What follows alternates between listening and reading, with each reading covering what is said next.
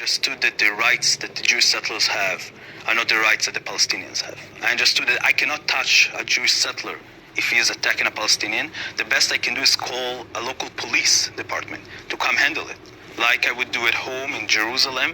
So these Jewish settlers that live in Hebron are living under the same rights that I live in Jerusalem, but the Palestinian next to them, next house over, next building over, sometimes next apartment over, lives under my rule, my military rule. And I can do whatever I want with him. I can take his home as a temporary base for a few hours to a few days to a few weeks. I can decide that I'm arresting the people of the house and tying them up to the fence of my base. If we will get an order to demolish their home or just lock their front door and don't let them out into the street their house is on.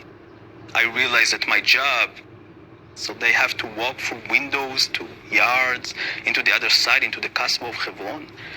I think realizing all of that in a very, very early stage in my service helped me understood that someone was lying to me along the way. I didn't feel like I'm protecting anyone. I didn't feel like I'm helping anyone feeling more safe. I feel like I'm terrorizing people. I feel like for the first time in my life, the boundaries between good and bad that I learned as a kid, and obviously I learned that I'm on the good side, was broken.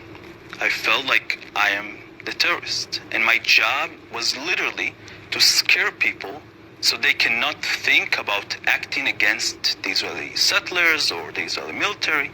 That was actually our defined mission, to make sure that to instill fear in the hearts of Palestinians in Hebron. House is on a street that only Jewish settlers can walk on, and Palestinians cannot. So they have to walk through windows to yards, into the other side, into the Casbah of Hebron. I think